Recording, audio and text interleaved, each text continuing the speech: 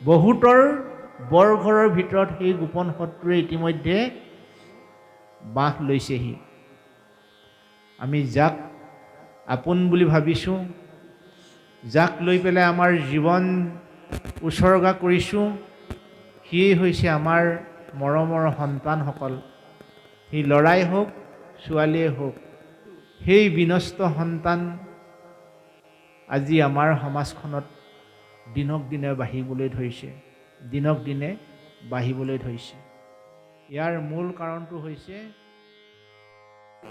আৰু এক প্ৰকাৰৰ পংগু মানুহ হৈছে মানসিক পংগু মানুহক মানুহে চিনি নাপায়।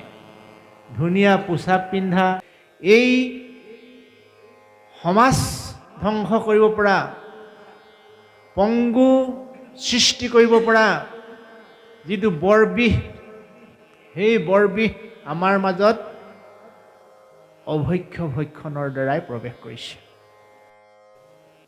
এগৰাকী সুৰক্ষী গাভৰুক তুমি নিৰ্জন স্থানত অকলশৰে পাওঁতে তোমাৰ মনটো সিংহৰ দৰে গৰজি কেতিয়া উঠিব? যেতিয়া তুমি মানসিকভাৱে পংগু হ'বা। আৰু আজি আমাৰ সমাজখন তেনেকুৱা হৈছে। সেই সময়ত চেতনাবোধ, আত্মসংযম, সেই সংযমশীল হ'ব লাগিব। সংযমশীল শক্তিটো ক'ৰ পৰা আহিব? পবিত্ৰ ভাৱনাৰ পৰা। A² + B² কি? যাহাৰ সেৱাতৰে দুৰ্ঘোৰ সংসাৰ, কৰো প্ৰণিপাত কোটি কোটি নমস্কাৰ। আমি যে যিজন পৰমেশ্বৰ ভগৱন্তক আৰাধনা কৰোঁ, সেই জগতৰ ঈশ্বৰজন হৈছে জগত মাতৃ আই লক্ষীৰ পতি, জগত মাতৃ আই লক্ষীৰ স্বামী। জগত মাতৃ আই লক্ষীৰ স্বামী সদায় ভকত বৎসল। আমি যদি অজ্ঞানী হৈও সংসাৰত জন্ম লৈছোঁ, আমি জ্ঞানৰ ভাণ্ডাৰটো ল'বলৈ হ'লে ঈশ্বৰক ভজিবই লাগিব, ঈশ্বৰক ভজিবই লাগিব। কাৰণ ঈশ্বৰৰ কৃপা কৰোণা দয়াৰ বাদে এই সংসাৰত জীৱবিলাক দূৰৰে কথা, গছৰ পাত এখিলাও লৰচৰ নহয়। মাধৱ পুৰুষে সেইকাৰণে ইমান ধুনীয়া দিহা ঘোষা এষাৰ দিলে, গালে গাই থাকিবলৈ মন যায়। দিয়ক এবাৰ গাওঁ। হে ৰাম কৰুণাময় ৰাম কৰুণাময়,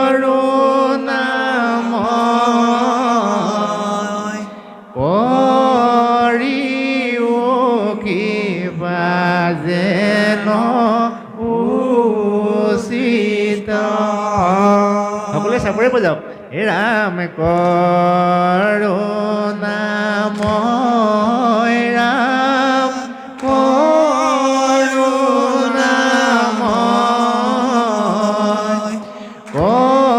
কৰিও কৃপা যেন উচিত।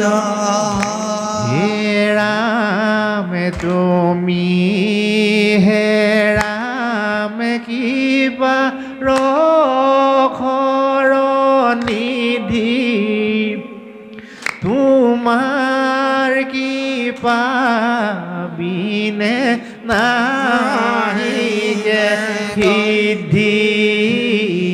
কৰুণাময় ৰাম কৰুণাময়, কৰিও কৃপা যেন উচিত। হে ৰাম তোমাৰ কৃপাকে কৰিছোঁ আশ, অৰুণ পদ তলে দিও গবাৰ।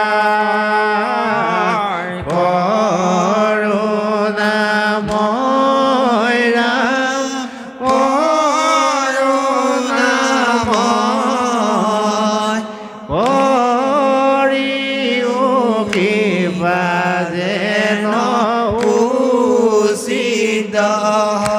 হে ৰাম থহ যে তুমি ৰাম কৰুণা সিন্ধু তোমাৰ কৃপা বিনে নাহিকে বন্ধু কৰুণাময় ৰাম কৰুণাময় কৰিও কিবা যেন উচিত হে ৰাম তোমাৰ কিবা লেখে আমাৰ পতি কহয় মাধৱ মোৰ কমতি কৰুণাময় ৰাম কৰুণাময় কৰিও কিবা যেন উচিত হয় কৰিও কিবা যেন উচিত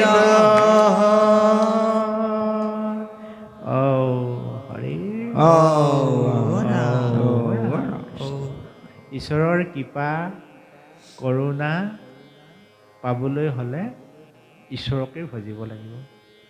তাৰ বাদে বেলেগত ঈশ্বৰৰ কৃপা কৰোণা বিচাৰি নাপায় দেই। কাশী গয়া বৃন্দাবনত আপুনি মই যদি ঈশ্বৰৰ কৃপা কৰোণা বিচাৰি যাওঁ গুৰুজনাৰ মতে নেপাওঁ বুলি কৈছে। আমাৰ জনপ্ৰবাদ এটা আছে, অ হে ৰমন নালাগে যাবলৈ কাশী বৃন্দাবন বৃন্দাবনত কৃষ্ণ নাই মোহন বাহিল ভকতৰ মাজতে আছে হিৰৈ ভকতৰ মাজতে আছে হিৰৈ। জগতৰ ঈশ্বৰ কৃষ্ণই বৃন্দাবন মথুৰাত নাই। ক'ত থাকে? য'ত ভকত থাকে, য'ত ভগৱন্তক আবাহন কৰা হয় সেই ঠাইতে ভগৱন্ত থাকেহি। গতিকে ভগৱন্তক আবাহন কৰা নিৰ্মল স্থানৰ সম্ভেদ পালে আপুনি মই যাব লাগে। এতিয়া যে কালিপুখুৰীত চিনেমা এখন ওলালে ৰৈ ৰৈ বিনালে, আপোনাক মোক কোনোবাই তামোল পাণ দি মাতিছিল নি? কোনেও তামোল পাণ দি মাতা নাই। আমি শুনিছোঁ, দৌৰি গৈ চাইছোঁ। ঠিক তেনেকৈ আমি যেনেকৈ মনত আনন্দ এটা লাভিলোঁ সেইখন চোৱাৰ কাৰণে, তদ্ৰূপ ভগৱন্তৰ অনুষ্ঠান ইয়াত হৈছে বুলি গম পাই আজিৰ পৰা মোলৈ ফোন কৰোঁতেই 3 মাহমান হ'ল। গতিকে সেই অনুপাতে আজি আমাৰ ইয়াত যথেষ্ট ভকত বৈষ্ণৱ হ'ব লাগিছিল। কিন্তু ঈশ্বৰৰ কৰোণা কৃপাৰ ল'বলৈ সকলোৱে নিবিচাৰে। বুজি পাইছেনে? গতিকে যিসকল ব্যক্তিয়ে পৰম ব্ৰহ্ম ভগৱন্তৰ কৃপা কৰোণা লাভ কৰিছে সেইসকল ব্যক্তিয়ে এই সংসাৰতো স্বৰ্গ সুখ লাভ কৰিব। স্বৰ্গ বুলি বেলেগ এডোখৰ ঠাই নাই দেই। এই ওপৰৰ ফালে স্বৰ্গ বুলি ক'লে আমি চাওঁ, পতাল বুলিলে তলৰ ফালে চাওঁ নহয়নে? তলৰ ফালে চোৱা মানে কি? অধোগতি, নৰক। ওপৰৰ ফালে চোৱা স্বৰ্গ মানে কি? আনন্দ, সমৃদ্ধি। গতিকে স্বৰ্গীয় সুখ যদি তুমি ল'ম বুলি ভাবিছা বন্ধু, জীৱনত সন্তৰ সংগলৈ আহিব লাগিব আৰু হৰি কথা শুনিব লাগিব। স্বৰ্গীয় সুখ কোনেও কাকো দিব নোৱাৰে। আত্মসন্তুষ্টিয়েই বিশ্ব ব্ৰহ্মাণ্ডৰ স্বৰ্গীয় সুখ। আত্মসন্তুষ্টিয়ে বিশ্ব ব্ৰহ্মাণ্ডৰ বৈকুণ্ঠ সুখ। আত্মীয় সন্তুষ্টি অবিহনে মানুহবিলাক পংগু। সমাজত 2 প্ৰকাৰৰ পংগু মানুহ আছে। এক প্ৰকাৰৰ পংগু হৈছে শাৰীৰিক পংগু মানুহক আপুনি মই সহায় কৰি আমাৰ মাজত জীয়াই ৰাখিব পাৰোঁ। আৰু এক প্ৰকাৰৰ পংগু মানুহ হৈছে মানসিক পংগু মানুহক মানুহে চিনি নাপায়। ধুনীয়া পোছাক পিন্ধা, নামি দামী গাড়ী লোৱা মানুহজনৰো মানসিক পংগু হ'ব পাৰে। আৰু আজিৰ সমাজখনত মানসিক পংগু মানুহৰ কাৰণেই সমাজখন বিশৃংখল হৈ গৈছে। কোনে জানে আপোনাৰ মোৰ সন্তানো কিজানি মানসিক পংগু ভুগি আছে। গতিকে এই মানসিক পংগু নিৰ্মূল কৰিবলৈ হ'লে সৎ কৰ্ম, সৎ চিন্তা, সৎ সং, সৎ আলাপ এইবিলাকেই হৈছে তাৰ ঔষধ। আজি আমাৰ মাজত অত্যন্ত ভয় লগা গোপন শত্ৰু এটা আহি উপস্থিত হৈছেহি, যাক আমি যদি চিনি নথওঁ তেতিয়াহ'লে সি আমাৰ দেৱাল ভাঙি ভিতৰলৈ সোমাই আহিছেই। বহুতৰ বৰঘৰৰ ভিতৰত সেই গোপন শত্ৰুৱে ইতিমধ্যে বাস লৈছেহি। আমি যাক আপোন বুলি ভাবিছোঁ, যাক লৈ পেলাই আমাৰ জীৱন উচৰ্গা কৰিছোঁ, সিয়েই হৈছে আমাৰ মৰমৰ সন্তানসকল। সি ল'ৰাই হওক ছোৱালীয়ে হওক।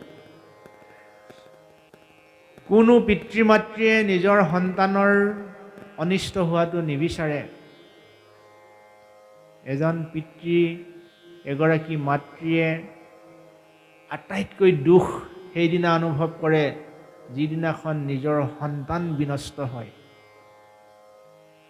কিন্তু সেই বিনষ্ট সন্তান আজি আমাৰ সমাজখনত দিনক দিনে বাঢ়িবলৈ ধৰিছে। ইয়াৰ মূল কাৰণটো হৈছে সংযমহীনতা, আত্মনিয়ন্ত্ৰণৰ অভাৱ, সংযমহীনতা ক'ৰ পৰা উদয় হয়?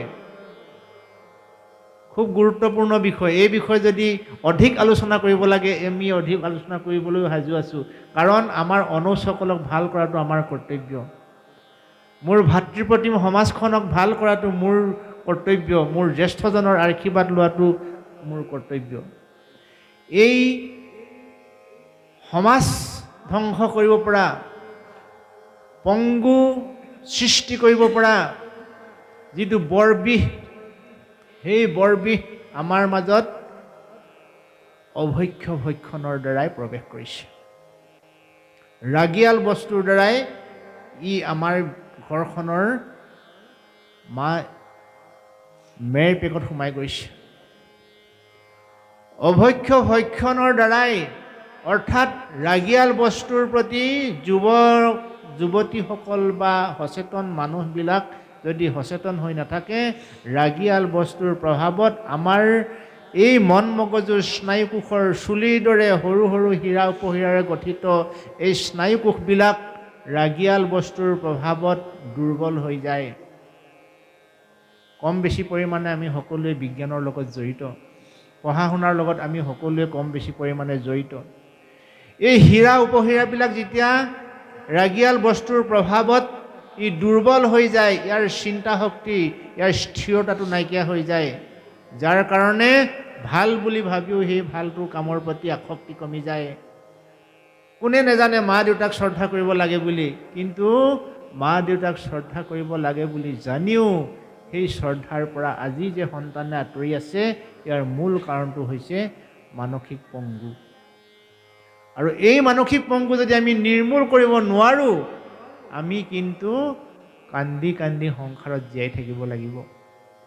আৰু মহাপুৰুষ গুৰু শ্ৰীমন্ত শংকৰদেৱে চিন্তা কৰিলে যে সমগ্ৰ মানৱ জাতিক যদি আমি মানসিক পংগুৰ পৰা উদ্ধাৰ কৰিবলৈ হয়, তেতিয়াহ'লে আমি এই যুৱাৱস্থাতেই ভকতৰ সং ল'ব লাগিব, সাধুৰ সং ল'ব লাগিব, ঈশ্বৰৰ কথা পাতিব লাগিব, ঈশ্বৰক উপাসনা কৰিব লাগিব।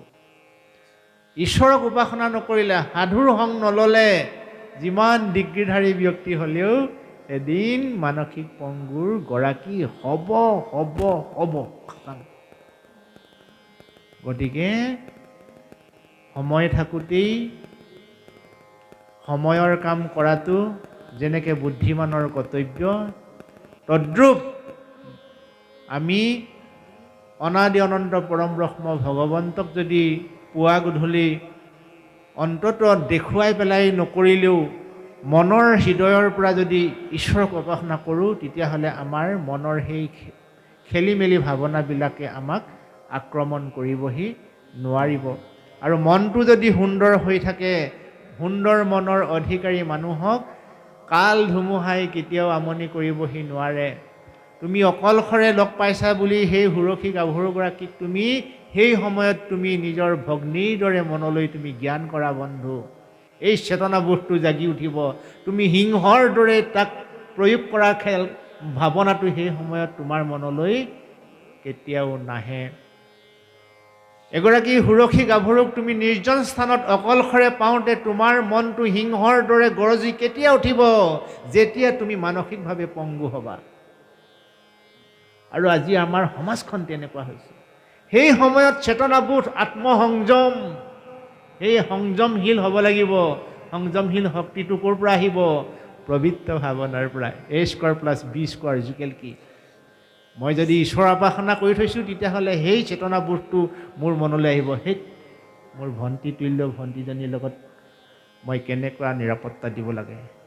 মোৰ দেউতা তুল্য দেউতাৰ মানুহজনক আজি মোৰ ওচৰত অকণমান আশ্ৰয় বিচাৰিছে, মই আশ্ৰয় দিয়াটো মোৰ কৰ্তব্য। মোৰ মাতৃতুল্য মানুহগৰাকীক মই মাতৃ দৃষ্টিৰে চাব লাগিব। সেই চেতনাবোধটো তেতিয়া সেই মানুহজনৰ জাগৃত হ'ব। আৰু এই ভাৱনাটো অকল আপোনাৰ মোৰ হ'লে নহ'ব। ওলাই দেখিবি যাক, শত্ৰু নাভাবিবি তাক। সমগ্ৰ মানৱ জাতিয়ে যদি এই পবিত্ৰ মনৰ গৰাকী হয় তেতিয়াহ'লে এই বিশ্ব ব্ৰহ্মাণ্ডতে বৈকুণ্ঠ সুখ লাভ কৰিব পাৰিব বুলি এই মহাভাগৱত শাস্ত্ৰই আমাৰ জীৱসকলক এই বাণীবিলাক বুজাইছে। আৰু এই কথাখিনিকে খুব সুন্দৰকৈ মৈত্ৰেয়ীয়ে বিদুৰৰ আগত কৈ আছে। এই উদাহৰণবিলাকে আমাক সংযমশীল হ'বলৈ শিকায়। এই উদাহৰণবিলাকে আমাক মনটো স্থিৰ কৰিবলৈ শিকায়। এই উদাহৰণবিলাকে আমাক ভাৱনাবিলাক দৃঢ় কৰিবলৈ শিকায়। আমাৰ সংগী কোনো নাই, আমাৰ আপোন কোনো নাই। মই মোৰ নিজৰ বন্ধু, আপুনি আপোনা বন্ধু, আপুনি আপোনা শত্ৰু। আপুনি আপোনাক ৰাখে মাৰে, হৰিক নভজি নৰে আপুনি হুয় নষ্ট। মন কৰিছেনে? যি মানুহে হৰিক নভজে তেওঁ নিজেই নিজৰ নষ্ট হয় বোলে। হৰিক ভজি আপোনাৰ বতাৰে। যে বোপায়ো এইকাৰণে হৰিক ভজনা কৰিব লাগে যে তই হৰিক ভজনা কৰিলে তোৰ জীৱনটো উন্নতি হ'ব। নাই আজি তোৰ সংগী নাওখনি অকলে বা, নাই আজি কাৰো সঁহাৰি যিমান পাৰ আগুৱাই যা। বিচাৰিছ যদি প্ৰগতি নাহিবি আৰু উভতি, বিচাৰিছ যদি প্ৰগতি নাহিবি আৰু উভতি, নিবিলাবি হঠাৎ তোৰ যৌৱন তই নিজ কৰি ৰাখিবি সংযম। এই যিটো সংযম শক্তি, এই যিটো সংযম সম্পদ, এই যিটো সংযম আয়ত্ত কৰা কৌশল, ই সাধুৰ সংগৰ দ্বাৰাইহে উদ্ভৱ হয়।